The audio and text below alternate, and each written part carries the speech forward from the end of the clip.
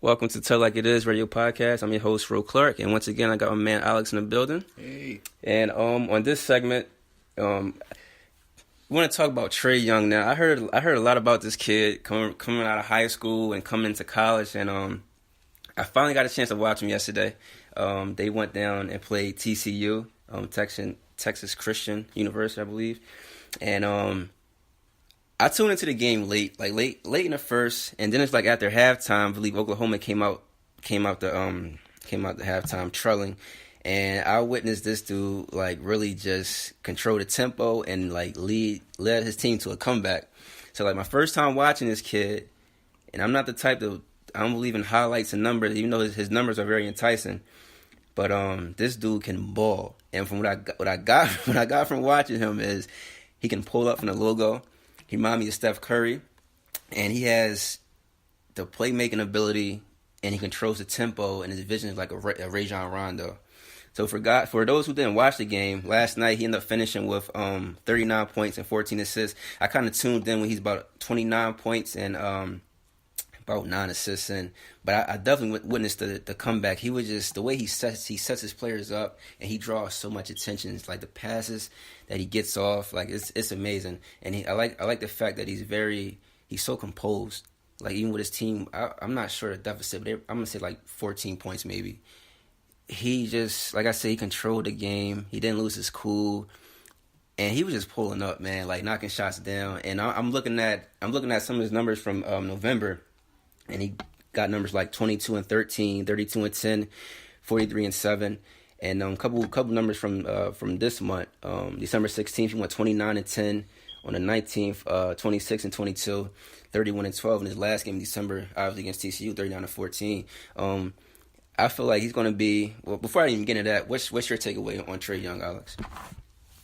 Well, when I watch Trae Young play, I see someone who, a lot of guys who in college who are shooters, they may not have that vision, right? They can make the simple passes, but they can't make those like passes across the court. They can't make passes like in the pocket. Sometimes they struggle with those things.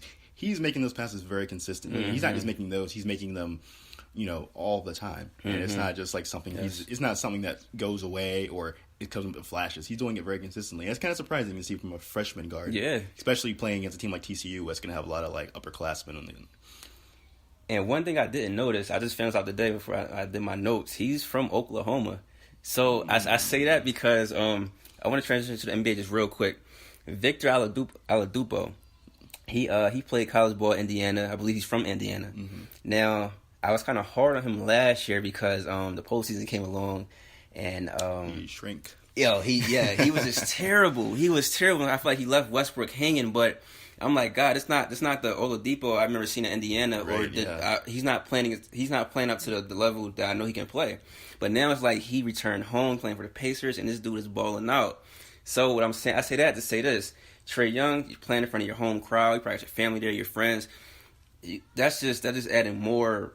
That just add more fuel to the fire, as in it motivates you, right. And like maybe this could be the spark. But at the same time, maybe if he did go to a bigger school, with Kansas, Kentucky, whatever, he could have probably still doing the same thing. But they're 11-1, and this dude's averaging 32.2 minutes per game, and through 12 games, 29.6 points, 3.5 rebounds, and 10 assists for a rookie, and that's tough, man. Do you see this guy being a top 2 pick, top 3 pick, top 5? Is he going to stay? I think that he's going to be, if he continues what he's doing right now, I think he'll probably go top 5 for sure. I'm not sure about top 2 because I feel like Marvin Bagley, DeAndre Ayton, Mo Bamba, and especially Luka Doncic. I mean, those guys are like, they're really hard to get through. If he continues this, like keeps us up at 29 points a game, he may push in the top 3. But I don't know if he's going to keep up 29 points a game. That's a hard number to keep, especially for a smaller guard. But if he, I mean, anything can happen. It's hard, but one thing I saw yesterday is like once the ball comes off the opposing team's rim, whoever gets the rebound, they're looking for Trey Young, number 11. They're looking for him instantly. Like they know to give him the ball, and it's like. He's got so much. He got the green light. Like you can tell, this is his team. The offense flows through him. So he may be able to keep up the 29 points. Then my only thing is, will he be able to keep up the 10 assists? Will he be able to Yeah, average a that's double-double? rough. Because That's it's rough. like, it's hard. And, like, he seemed like he's the best player on the team. And like I said, they depend on him so much. Yeah. And, like, a lot of the passes he was getting off yesterday, like you said, like, they're just not normal passes. They're not normal passes at all. But, I mean, we'll see. It's up to his teammates. 'Cause, like, again, like I said, like, once again, he's in the same boat as a Ben Simmons and Lonzo Ball. But unfortunately, he can play his game. He can play his game, and he's more more of an offensive threat than the both of them. So my other question to you is, if you had number one pick, you're an NBA owner, GM, whatever, would you is he your number one guy? If I am an NBA GM, so first it depends on what team. But if I'm an NBA GM, I mean, I think that most GMs would say Luka Doncic is the number one pick, like by far right now, just because he's been doing this. Basically, the same thing Trae Young's doing, and he's bigger. He's 6'7", he's like 230. Yeah. And he's also been doing it since he was about like 16 years old. Yeah. He's like about to turn 19 right now. And 19, maybe 20. But if I were the Suns, they'd probably end up taking Trey Young because they need a point guard next to Devin Booker and T.J. Warren. If you're like the Sixers end up, I mean, they're doing okay right now, but the Sixers fall apart. Maybe they shut down Joel Embiid or something like that because they're like, you don't like his health right now. Yeah, they shut down Ben Simmons. They're like, we're just gonna get one more player. Maybe Cleveland would be a good example too. If Cleveland is up in the top 5 because of Brooklyn's pick, Trey Young would be definitely someone they would take because they could let Isaiah Thomas walk and not pay him $30 million a year.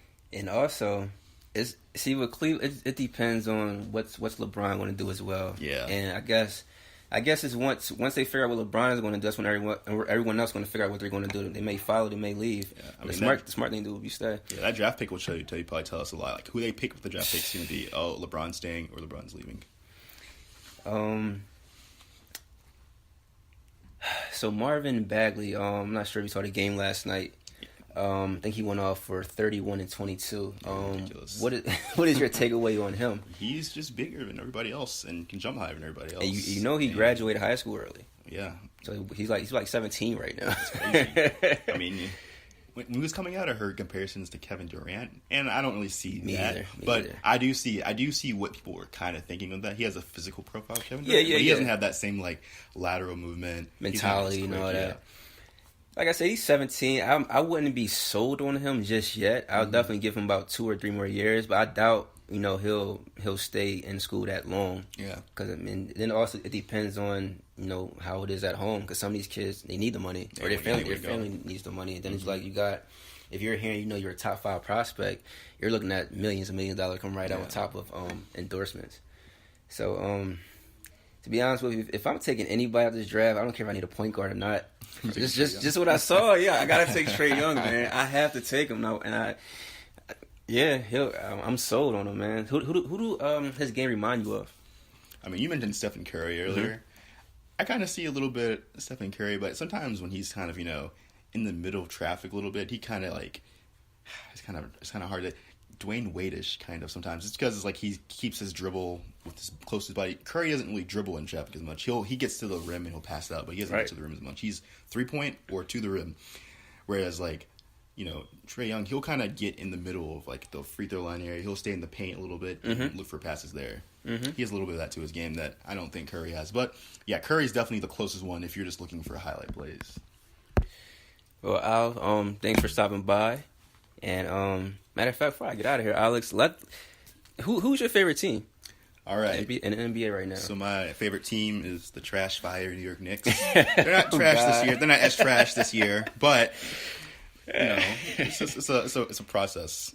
So that's the process. Do you like Porzingis? Yes, absolutely. I liked him the first time I saw any tape from him. I was like, big guy can shoot, and he blocked every single shot I saw. So. All right, so you're being honest. You wasn't one of those New York Knicks fans that once his name got mentioned in draft pick, you were like, who's like is like when he was picked, I thought he was gonna get traded, so I just didn't have like that. Like I thought he was gonna get traded to like I don't know, they're gonna try to trade him to Miami or something like that. Try to lure LeBron or something. So do you see him? It's probably it's a tough question. No one really knows, but do you see him? Would you like to see him in a Knicks uniform for years to come? And do you think like New York will continue to build around him, or will they mistreat him and run him out of New York how they did Carmelo? I I think the guy they brought in, Scott Perry from the Kings, he's been around a lot. Mm-hmm. He's not someone who's going to fall apart. A lot of the guys that New York brings in, they have either one or two guys. They have guys that have been around a lot who try to stay consistent, and then the fans get tired of that. They're like, we don't want to see any more rebuilding. We don't want to see any more team basketball. We want a star. Right. So then they'll bring in a splashy GM like Isaiah Thomas or Phil Jackson, and then all of a sudden, everything's kind of falling apart a little bit. So do you guys make the playoffs this year? No, you guys. I believe you guys are 18-18. You beat the Pelicans last night, despite two huge performances by AD and Boogie. Mm-hmm. Are you guys a playoff team right now? Are you make the playoffs this year? I'd prefer to have a top 10 pick right now, honestly, just because if they make the playoffs this year, they're going to start trying to push for a win now stuff. And I don't want them to push for any win now stuff. It's not time for that. I mean, Porzingis is good, but he needs another year of gaining like 10 pounds of muscle. And Frank Ntilikina needs about 3 more years before he's anything. And I'm glad you said. I feel like New York should definitely have patience with that young kid. I feel like he's going to be special. Not everyone is NBA ready. Not everyone can. It's like one of those once in a generation players like LeBron who just come and just adapt so quickly. But one last question before I get out of here. What is New York missing? What are the Knicks missing to be that contender, like be up there with Cleveland and Boston and the Wizards? What are they missing right now? All right, so they're kind of missing 2 things. Mm-hmm. One is competent guard play. Right now they have Jarrett Jack and Frank, right? They're kind of the 2 guys they depend on. And they have Ron Baker, but I kind of put him just like. But Frank, he needs time, right? Right. Jarrett Jack, he doesn't have much time. He has maybe 2 years before maybe he's like, I'm just going to start looking to greener pastures here, that kind of thing. They need another guard. And more importantly, they need a forward who can play next to Porzingis. A guy who can go from the 3 to the 4. Because Porzingis, he needs to play the 5. But there's no one else in the roster who can let him play the 5 right now. There's no big 4 who I trust to be on the floor at any time. And they got Noah. I feel like he just collected money from you guys, like how Andrew Bynum was doing in Philly. Taking pictures. And are you... Tim Hardaway got the 4 years, $70 million contract. Was it premature? Do you agree with that, or is he living up to it, or do you like Tim Hardaway? I liked him when he was in New York his first time. Mm-hmm. He leaves, he comes back, he gets the money or whatever. I wasn't into the money. I was like, but I think I liked him as a player. I was like, I wish they would have signed him to $50 million or $60 million, right? Whatever. But lately, right before he got hurt, I mean, he was doing some crazy stuff off the dribble. He was actually getting to the rim. The Knicks have not had anyone to get to the rim basically since Carmelo got here. You're right. Not a single guard could ever go from the 3-point line to the rim, except for Jeremy Lin. But that was 10 games? 2 weeks? Guys, thanks for listening. Please be sure to like, share, subscribe to my YouTube channel. You can find me on iTunes as well, and Twitter at Tell Like It Is P. Facebook, Instagram, Tell Like It Is PC. Once again, I want to thank Alex for stopping in, dropping this knowledge, man, and being my first guest to even appear on the show, man. So hopefully this won't be the last time, and I appreciate it. And please be sure to check out www.rockoutsd.com and www.biggerhoops.com. You guys be blessed, and thanks for listening.